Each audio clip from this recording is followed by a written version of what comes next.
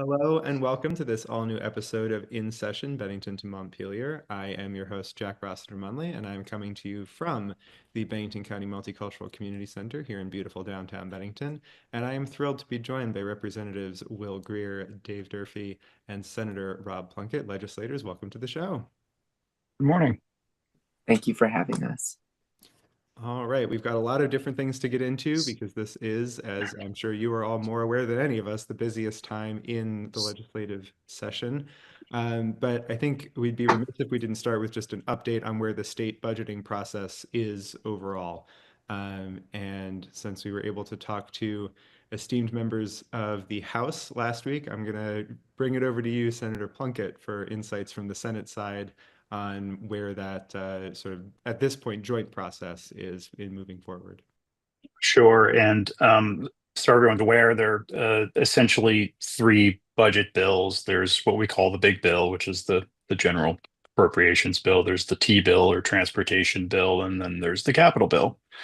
And my committee, as well as Will's committee, our institutions, handles the capital bill. And so I was knee deep in the capital bill this week. I think we had passed the Senate version. It was last week sometime, and then the House did not concur with that, so it went to a conference committee. And that's the truth with all three of the budget bills. And I understand that is what usually happens. And so this week we had our committee of conference for the capital bill as well as for the T bill and the big bill. I know mostly about the capital bill because I had the I won't say pleasure, but I was appointed to that conference committee, which was a new experience to me, and it worked as the negotiations usually work. Ultimately, we did have an agreement on the capital bill on Thursday afternoon, and the Senate will be taking that up on Tuesday. And I do know that the committees of conference on in transportation and appropriations both came to an agreement. I have not gone through those in detail to find out what those agreements are. I'm not sure what time yesterday they came to those agreements, but I saw that they are on for notice for next week. I could probably go into some details on the capital bill, but that's the general gist of where we are with the budgets. And then bringing it over to the House side of that capital bill process and the budgeting in general, Representative Greer, insights from you on where that's been from the work that your committee's been doing, and also just generally going through this process for the first time as a new legislator. Well, I'm just hearing that the big bill got officially done. I knew the T bill was getting done yesterday. And so, At yeah. least I saw it on for notice. That's Oh, all I okay. know. Okay. Yeah. Well, I knew the T bill was supposed to be wrapping up, but I'll go check on the big bill.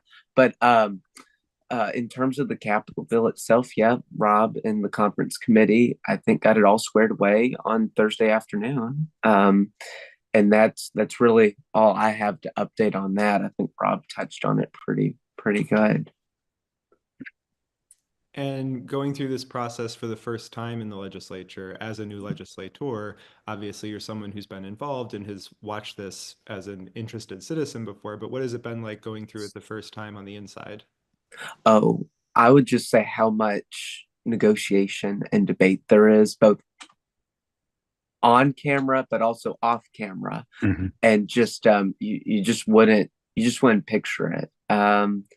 Yeah, I think that it's just shocking just seeing. You also learn a lot about negotiation tactics, and I think that's something I'm just very interested in that in general, just as just someone who is always interested in peace and dialogue and just conversation. And so that, that's just really interesting to see how that all plays out, both on the House and the Senate side. And Representative Durfee, as the only one on this call who's gone through the process before, how does this year look the same or different from years past? And how does this process and the other goals, how is that coming together to perhaps influence the length of this legislative session? One way it looks different, to me anyway, and I think to anybody who's been gone through the process before, is that we're not we're not going to be done with our session once we vote out the budget. Normally, we talked about this, I think, last week, but normally the budget bill is the last bill that the legislature votes out, and then we leave for the end of the session. And there's always the possibility that the governor will veto a budget. So we always hold open a few days in June to come back and consider the governor's veto, and that could happen this year as well.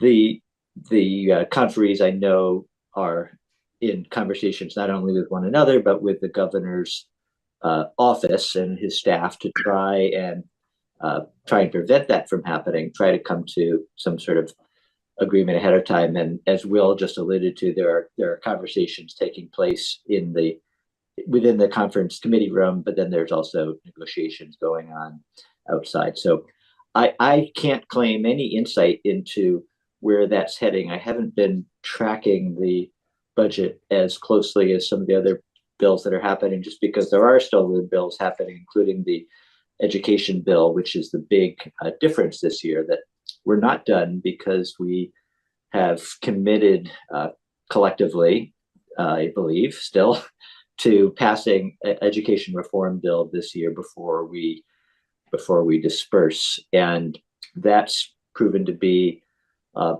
pretty major undertaking and is going to take more time than we would have otherwise. So we're probably going to get the budget voted out, I would think, next week.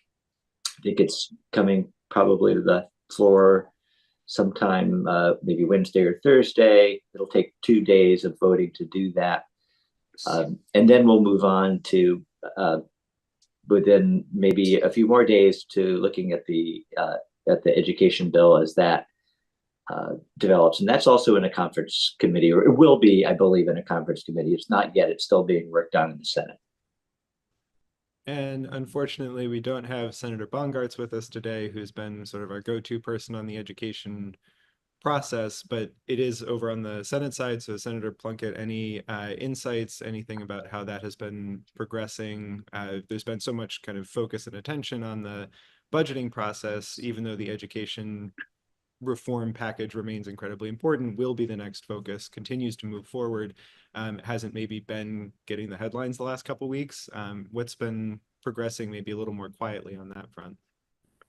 Yeah, so I did talk to Senator Bongartz a bit before now, and essentially the report is that there are a lot of things in flux. So there's not something that until bill is passed, then you can't really tell what it is, and it is now. It was voted out of the Senate Education Committee. That was Seth's committee, and it was unanimous there. There were 6 people on the committee, and just so folks know, that committee made up this year was bipartisan. So it's 3 Democrats, 3 Republicans, and they came to that agreement over really the entire session. They were working, not just starting when the House bill came over, but they'd been working on it for the entire time. And there are some I would say major differences between the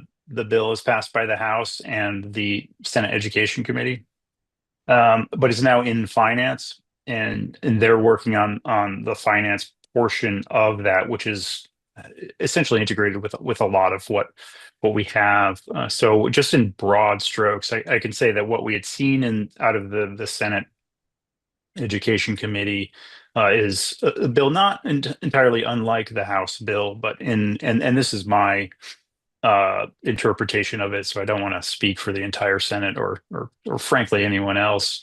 But it's one where it's much like the House bill in that we find out what the governance structures are going to be later on after the summer committee.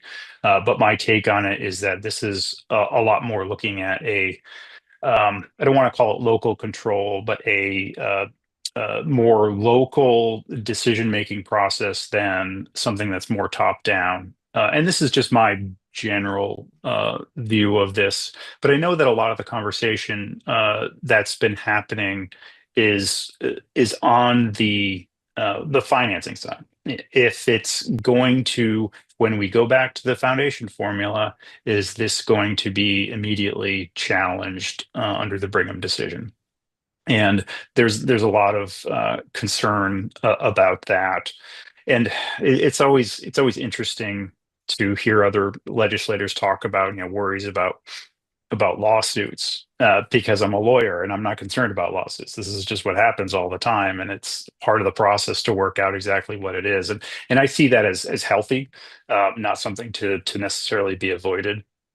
But that's something that's going to always be the problem. But the conversation I've been hearing and I haven't necessarily been part of is, different aspects of how the funding per student, is how I'll call it generally, is adjusted by different weights, and how those weights come out, and what's the ultimate formula underneath it. And so I know that finance is working through that right now. But I don't have much insight beyond that in terms of the education bill. But we're all fairly eager to get this and to have that really nitty-gritty discussion and get into the weeds when there's a little less flux, and we have two specific versions to look at. And one of the big questions, we've discussed this a couple of times on the show, and it's been one of the major points of sort of back and forth between the House, the Senate, and the governor, is timeline of implementation. Representative Greer, have you been hearing anything about growing consensus around a timeline for implementation of the reform as this kind of comes together between the House and the Senate side? Or any conversation that was one of the points of difference between the House bill that went over to the Senate bill that's going to come back?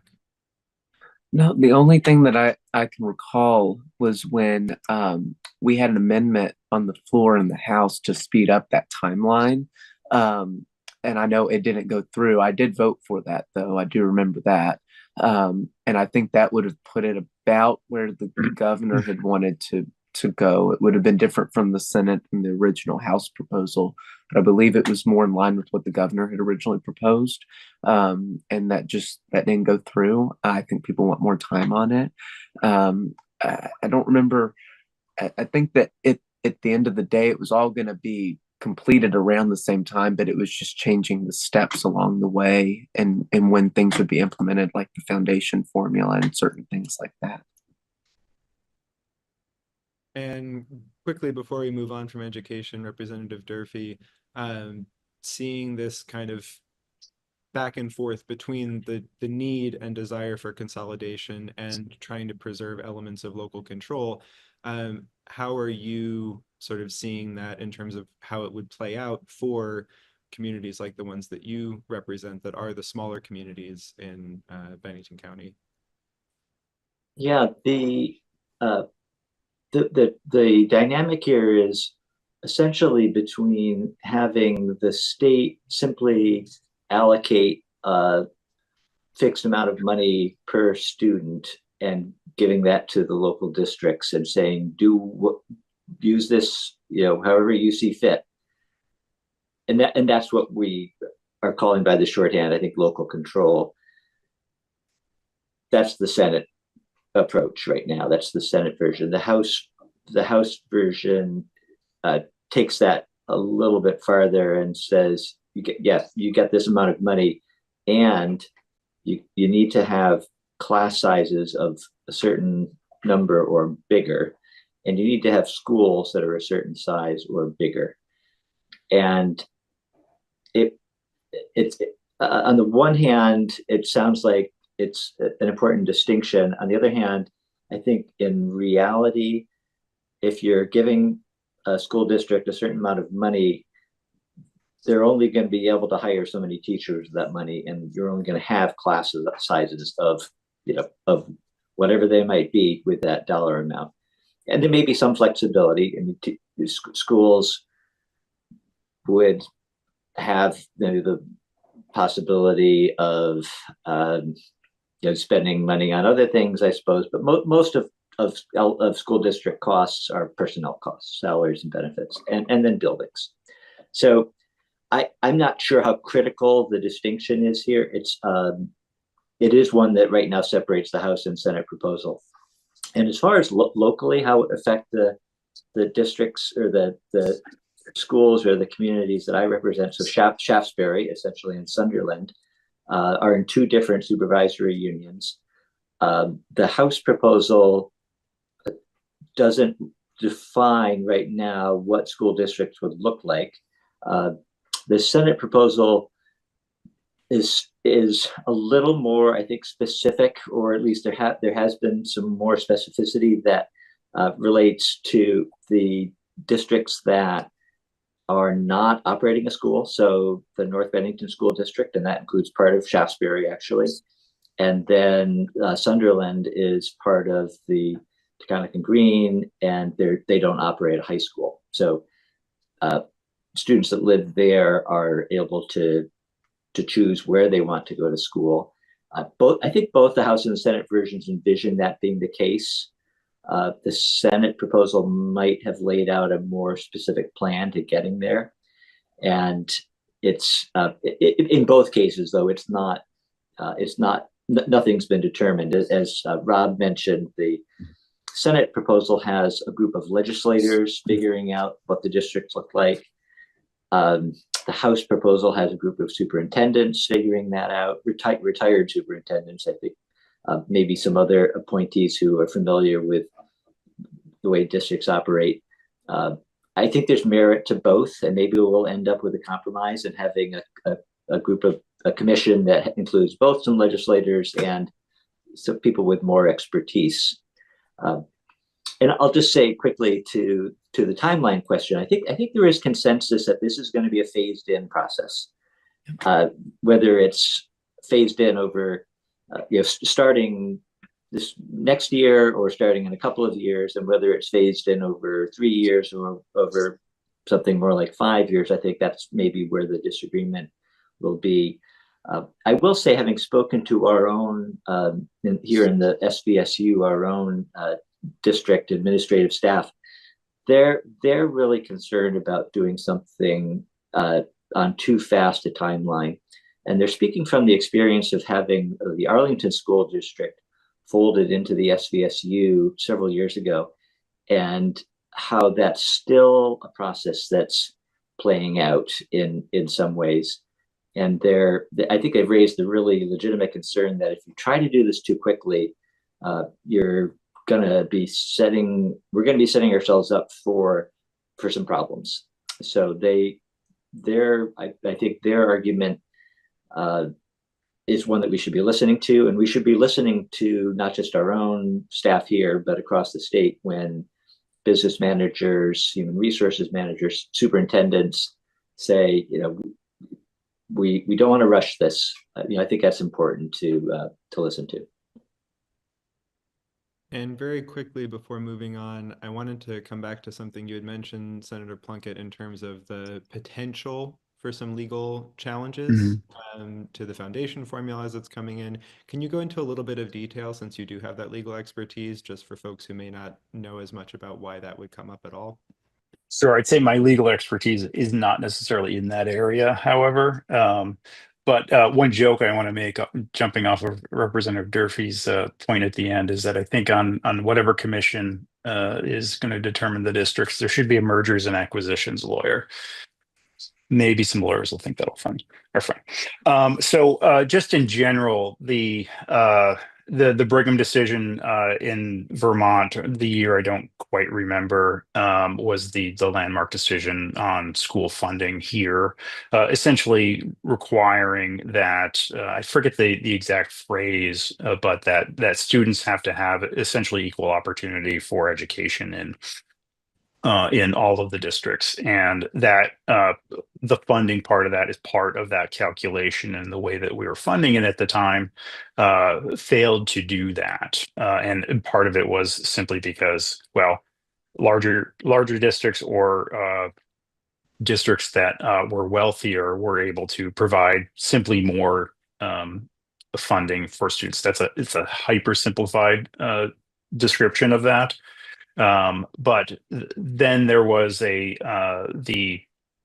restructuring based on that decision that the legislature came to, which is the funding that we have now that has been described as uh,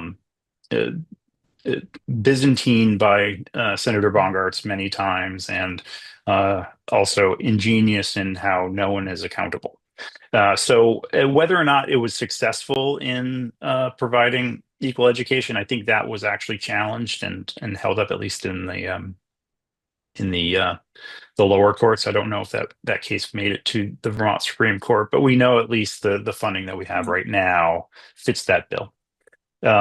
In a case like this, where there's going to be a radical change, regardless of how much is put in there in terms of legislative intent on different ways that it can't be changed for it to be still remain equitable, or the thought process that's put into, and I mentioned the weights, but all of the different weights on the different areas. And also, I think there's another aspect of supplemental funding. I think I have the phrase wrong, but how that is folded into the calculation. I know that the folks that I know are on the Senate Finance Committee are looking at that very closely. And the reason I say that it'll be challenged is that we have this case that is very clear on what has to be done. And I don't think anyone is ever completely 100% happy with whatever the legislature does. So more likely than not, there will be someone that will challenge it. I'd be very happy if my prediction is wrong, and that we do get it rock solid, so that no lawyer will look at it and think that any suit be anything other than frivolous. And I think they're working hard on that. But that is one of the things that is talked about a lot, and my take on it is that's part of the process of making law, of having judges interpret it and let us know how it could be changed. It happened with Brigham, and it radically changed everything. It doesn't necessarily have to radically change everything each time. Thank you for that context. That's really good, and it's something for all of us to sort of keep an eye out on as this continues to move forward. I do want to jump to another sort of big bill that was coming through, which is S-127, which is this large sort of combination of different housing related pieces. Also on the House side, there was H-479, and there's so many different things contained within this.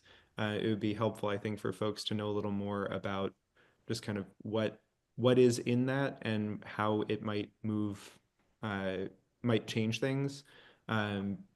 Representative Greer from the House side, since there are these sort of parallel housing packages coming forward that contain so many different things, changes in required documentation for people to rent apartments, money for the VHIP program. What are the goals sort of with these pieces of legislation and what's contained within them? I'm trying to look at my notes to see if I wrote anything down on 127 or 479. I don't have anything down on that in particular. But as it relates to housing, I know that there's been discussions around, you said VHIP, there's also another one, CHIP. There's been discussions around that and trying to make sure that there's things available for that, for like tier 1, tier 1A, tier 1B parts of the state.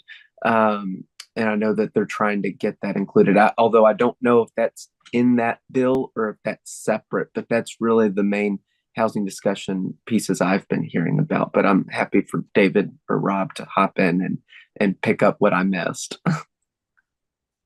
Yeah, maybe Representative Durfee, if you have any insights on those pieces and the housing side. I can say a few things, Yeah. and then I'm going to maybe punt to Senator Plunkett, since it's a Senate bill, or the bill that's actually moving, I think, or getting the most attention is a Senate bill. And I'll also say, Jack, I think that you may give us collectively more credit than we deserve for for an ability to absorb everything that's happening in the legislature. as we've talked about before, we spend most of our time sequestered in our own committees, and then once a bill emerges from a committee, then we start paying more attention to it. But yeah, housing obviously has been a big one of the two big issues that the legislature has vowed to take up this year, and the a couple things that we'll just mention, that the CHIP program.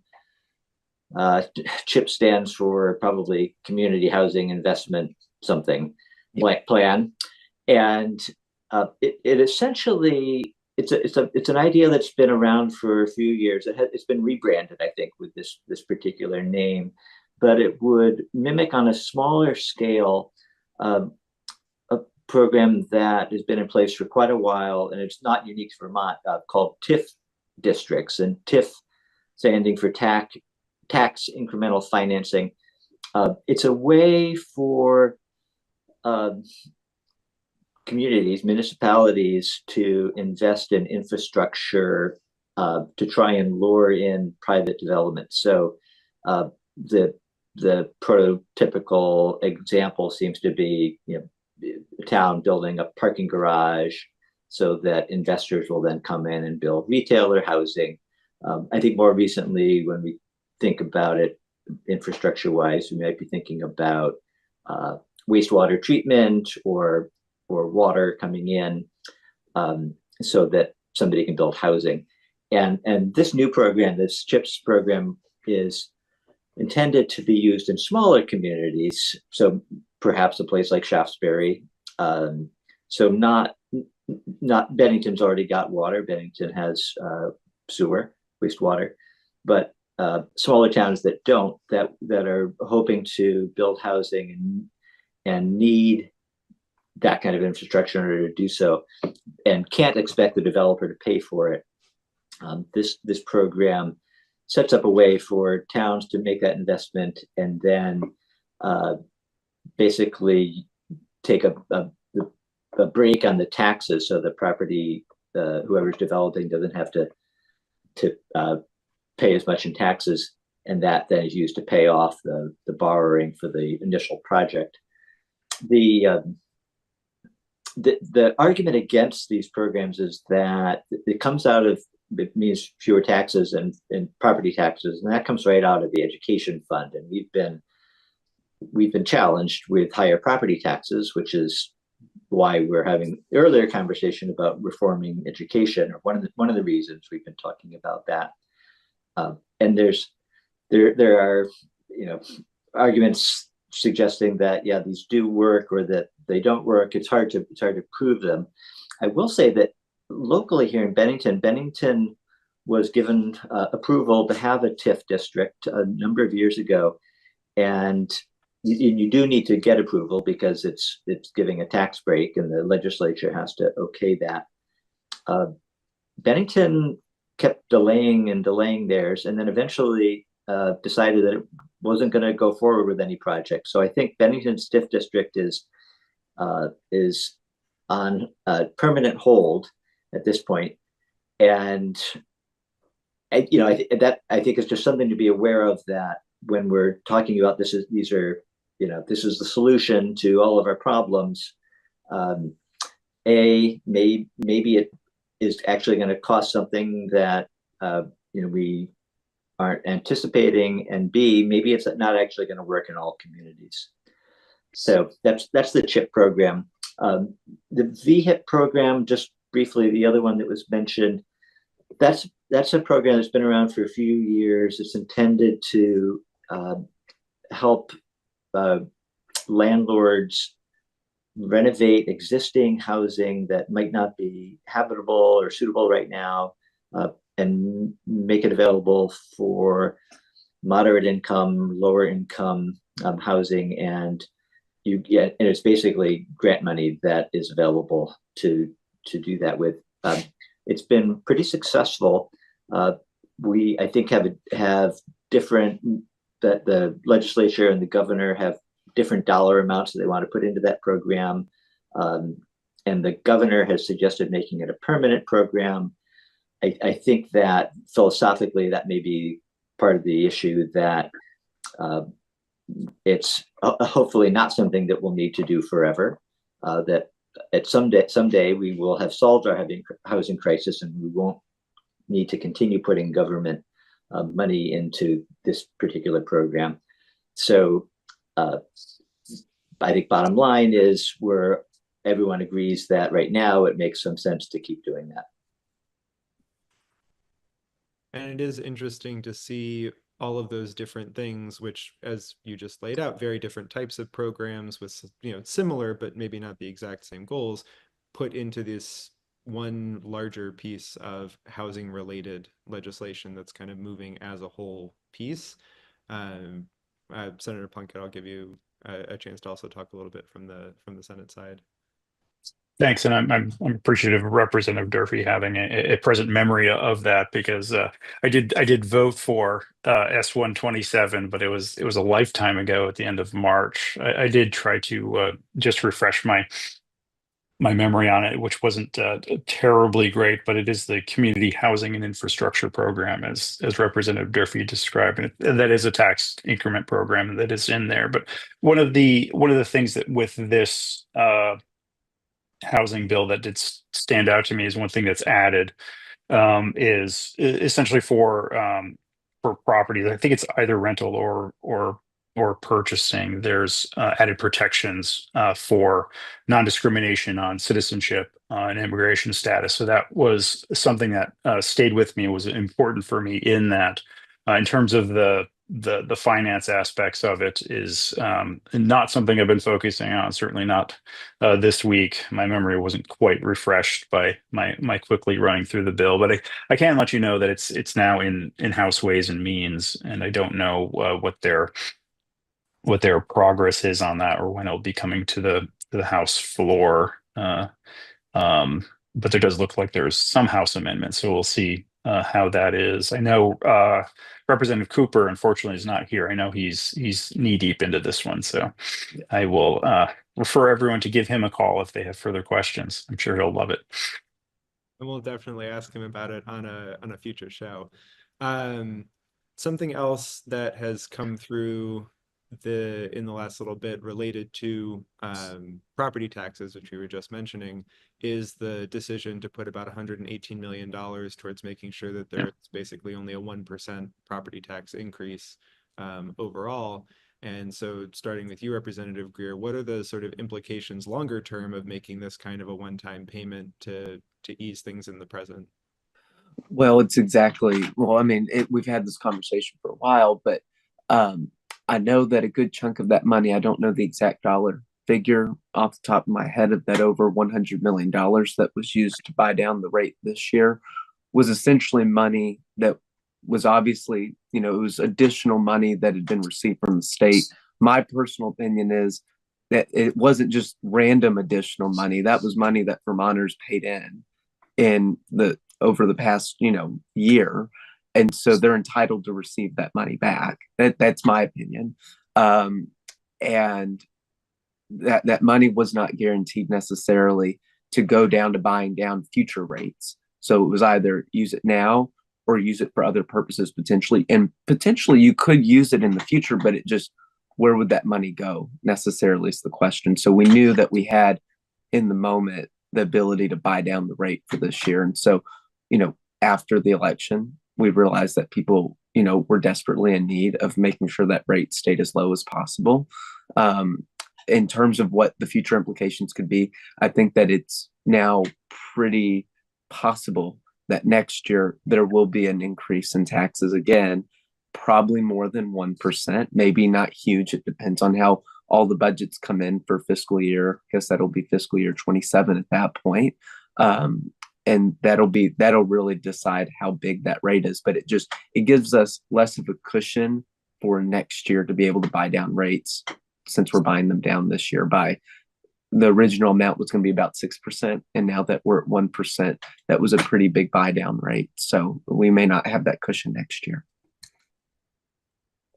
And certainly one of the questions that several people have asked me about this is, with the uncertainty around some of the federal funds that underlie the state budget, the decision to spend this money now responds to a need that the voters expressed at the time, but there's also so much anxiety around where state budget funds will come from in the near future. How does this play into that kind of need for future proofing, even understanding the bounds around this money itself, Representative Durfee? It's a huge question with an answer that nobody has, I think. So yeah, I mean, I think there are two issues here, two parts to this unanswerable question. One of them certainly is, what is the federal government going to do in terms of fulfilling its promises and obligations to funding in education at the state level, as well as other programs, Medicaid and then highway transportation are the other two big ones. But a significant amount of the budget that we use to run our schools in Vermont and in every other state comes from the federal government. We I think are fairly comfortable that that money is secure for the coming school year, so starting in July. And that would argue that, you know, we could go ahead and use this surplus funding that we're expecting to have at the end of this year and roll that over into next year to buy down property taxes, rather than save it for possible federal cuts. There's still the possibility that there may be cuts and this coming year, and I think a larger possibility that there'll be larger cuts in future education school years. The other question, though, I think, independent of what may or may not happen at the federal level, is whether it is good fiscal policy to be taking all of this money and using it to reduce property taxes. Some of it, about a third of it, I think, as Representative Greer said, is surplus money in this year's education fund. So we brought in more funding through non-property tax revenue sources. So the sales tax and the meals and rooms tax, some of that goes also to help pay for our education systems. And that those dollar amounts are coming in higher this year than they have in the past, or than we projected, I should say. So I think, yes, it does make sense to roll that over right into next year. The rest of the money that we're using, and it's over 70, I think around $75 million, is general fund money that came in through other revenue sources, and arguably could be used for more general purposes. It does leave us in a position, you know, looking ahead, where we've artificially really bought down property tax rates, and then when we reach the end of next year and we're suddenly faced with a situation where we might not have a surplus like that, I think it's probably the case we won't have a surplus like that, and we won't be able to offer those same that same relief, and then property taxes will go up more abruptly. This all ties into the big education plan, and again, the timing of implementing that. And I think the governor had originally hoped that we would have figured this all out, and we would be rolling everything out in a year, phasing it in very quickly. I don't think that's reasonable. I don't think that's going to happen. So we're really looking at several years of our current funding system, and having that surplus available this year is great. When we don't have it next year, it won't be so great. Last thing I'll say on this topic is that we talk about property taxes as though there's one property tax rate across the state, and that it's going to go up or down by one number. And that's not the case. When you hear that, we're talking about an average. So what we're currently looking at with the budget that's been passed and the various bills that tie into it are a statewide increase of 1%. I will say that for our Bennington schools, for Mount Anthony, for the elementary school district, even before we made this change, we were projecting I think, lower tax rates, property tax rates. So this is going to cut tax rates even further, which again is nice, but it's a one-time thing, and it's going to mean an unpleasant surprise when we're looking ahead a year from now to that next property tax bill that comes in the fall of 2026. It is an excellent point because it is that 1% statewide average, and that will look very different in different communities. And also, to your point, I believe the number I saw was about 42 million of this total was from the education fund. And so for some folks who are reading about this, I think that raises eyebrows around this immediate need to adjust how education funding is working in the state. And then there's this surplus that's coming through. Senator Plunkett, can you untangle that a little bit? Sure. Yeah. I'll go back 200 years and start over. So, gosh. So during the campaign, what we heard over and over from many people is our property taxes, essentially homestead property taxes. They were not talking about non-homestead property taxes, so that increased as well. Is that we want those reduced, and that was primarily in the northern part of the county. In the southern part of the county, it wasn't radically different from many other years. And so everyone started talking, and the governor especially was starting to talk about how to do that, which, having I believe it was 77 million originally to buy down that tax rate to the average of 1%. And I think, as Representative Durfee said, what that will do is, in the southern part of the state, it will probably reduce it a little bit more, and then the northern part, it'll be probably around 1%, maybe a little higher. And to try to untangle the, I guess, disconnect of, well, we had all of this money left over. Maybe we weren't really overspending, and maybe we shouldn't spend less. And all of the projections that I've seen in terms of looking at the change in funding and some of the change in structures, that we wouldn't be spending less. We'd have to sort of make it make the spending less, but it would change from different district to district. So I don't have a way to untangle that. I think that we have shown here is that we do have a commitment to fully funding and properly educating all of our students. And we're unfolding that right now, and that the way that we fund has to be changed so that someone is held accountable for later on when we don't have the funding available for a particular place, or one district that's not SVSU overspends and isn't efficient versus the district SVSU specifically, who is very we're efficient. And I think a lot of the districts will all say that, but I think specifically with SVSU, we know that. BRSU as well.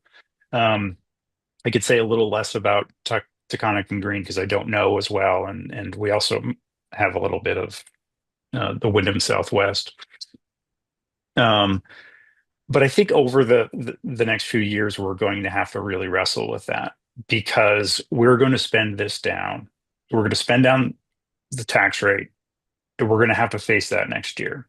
And during this conversation, I was thinking about something that Senator Westman said on the floor when we were talking about the transportation bill, is that after this year, we're going over a cliff. And that's true with the transportation funding, and I'm sure it's true with all of the funding, that next year we're going to be looking at something that's very difficult. And perhaps we're wrong. Perhaps again we'll have some surplus that is unexpected. But next year is going to be a much more concerning discussion. And this year's budgets are relatively straightforward. We did have a lot of discussion on basically that it's fiscally irresponsible to buy down a tax rate, especially 2 years in a row, because it just accumulates. And there was a lot of discussion with that about how we are so uncertain about federal funding, and as Representative Durfee said, especially for next year. But we do have, at least I don't know what the fund is actually called, but we do have a rainy day fund in Vermont. I think it's about $100 million that will be available. There's some aspects of the budget bill that will allow for that to be used. I don't want to say more freely, but easier when the legislature is not in session. So there are aspects of this looking towards loss of federal funding, but none of that can untangle this, and it's going to take years for us to really do. And I'm agreeing, and I think most of us are agreeing to essentially stick to the promise of making sure that our property tax rates next year don't happen the same way they did a couple of years ago. But we're going to have to answer for that, and we'll hopefully untangle that next year. But I could say that I don't think that we did that this year. Sort of on this theme, moving to a slightly different topic, but there was a tax credit package that came through, that came out of House Ways and Means. Mhm. It seems emblematic of some of the things that will be of increasing, salience in the next sessions, which is compromise and revenue generation. So it's not a huge amount, but it does look like this tax credit package will generate about $13 million. And it also was one that kind of came together through a lot of compromise work between the folks on the Ways and Means Committee and also in conversation with the governor's office. Representative Greer, could you walk us through a little bit of what that has looked like and how that has come forward? Yes, hold on. I'm trying to get the bill number for that real quick.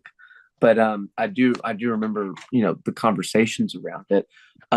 Yeah, so originally the proposal was to exempt all military pensions from state income tax. It's now been bumped up to a threshold that pretty much almost every veteran, I believe, in the state that's retired and has their full benefits package should probably be able to receive the exemption. I thought someone threw out there it was like 92% or 90% of all veterans would now qualify under that exemption, which is an improvement from what it is currently today. But what they also threw in there as well were several credits for low and moderate income veterans that are still working or retired. I believe also there had to do with some the family tax credit, I think that's the earned tax credit. I forget what the title of it is, but for people that do have children and people that don't have children, there's now going to be additional credits in that as well. So that total package was bigger than what the original proposal was, but like you said, it kind of was a culmination of compromise and different priorities that were probably placed around throughout the years. And they said, well, if we're going to give you this, then you need to give us that. And then they worked on it all. But yeah, that didn't come to our committee, but that was a good floor vote. Yeah, it was pretty bipartisan. I think it was almost unanimous, but yeah, I don't know. It should be headed to the Senate by now. Yeah, I believe it's headed over as S51 on the Senate Yep, side. that was and so Representative Durfee, with the context that some of these are changes that people have been looking for a long time but had not come to fruition, in large part because of the supermajorities, what is different this time and why didn't something like this go forward in the past? Yeah, this is a really, really interesting bill, and I think it's going to be great for families. It actually great for lots of Vermonters, but families with children. It expands the child tax credit. The earned income tax credit for low-income earners will benefit from this. I do just want to clarify there's a large credit in here for military retirees on their pensions, not veterans. we're talking about a different category of people. So they are veterans, but not all veterans are going to benefit from this. It's for people who have retired from a career in the military are going to be getting a major tax break.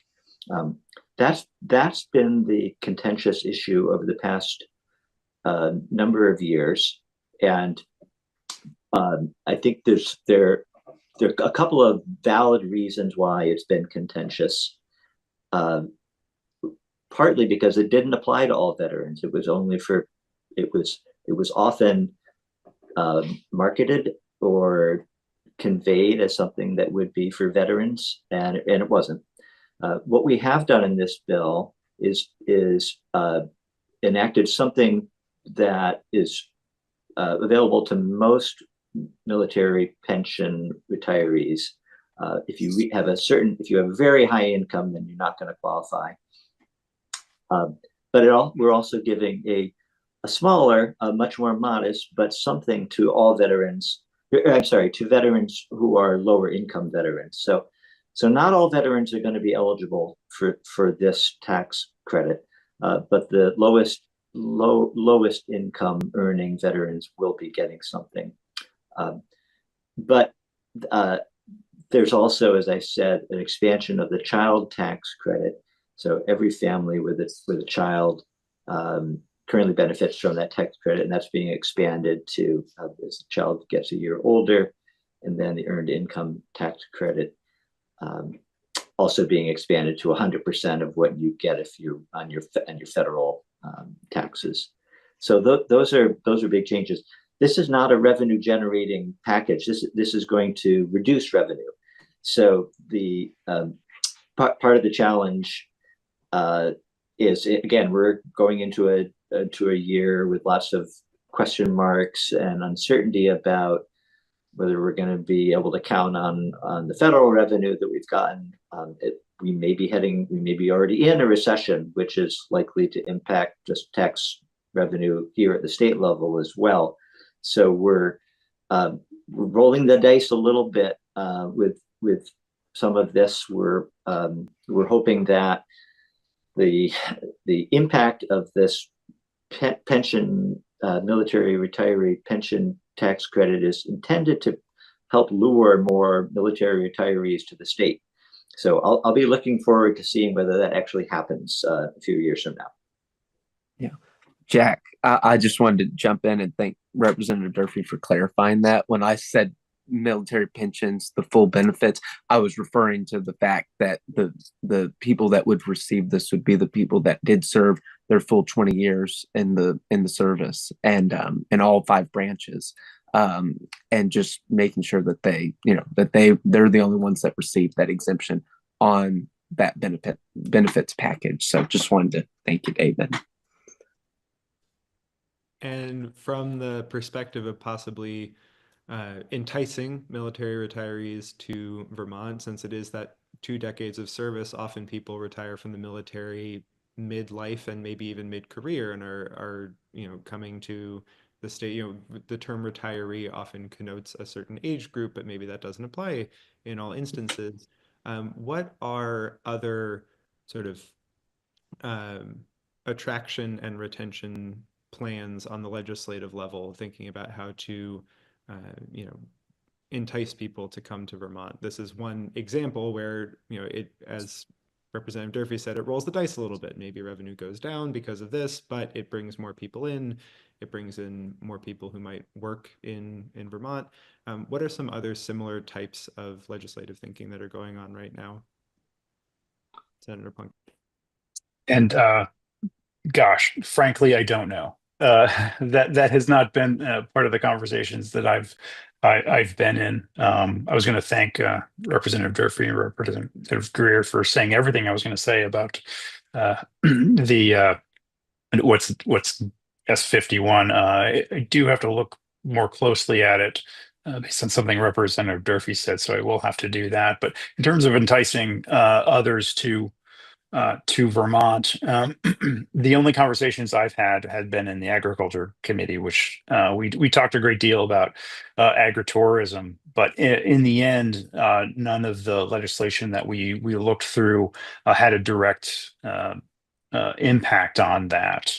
We just have a number of different aspects to hopefully prop up farms with disasters and some we literally just passed out the miscellaneous ag bill, some other miscellaneous aspects, but that's not something I can answer other than just that brief comment.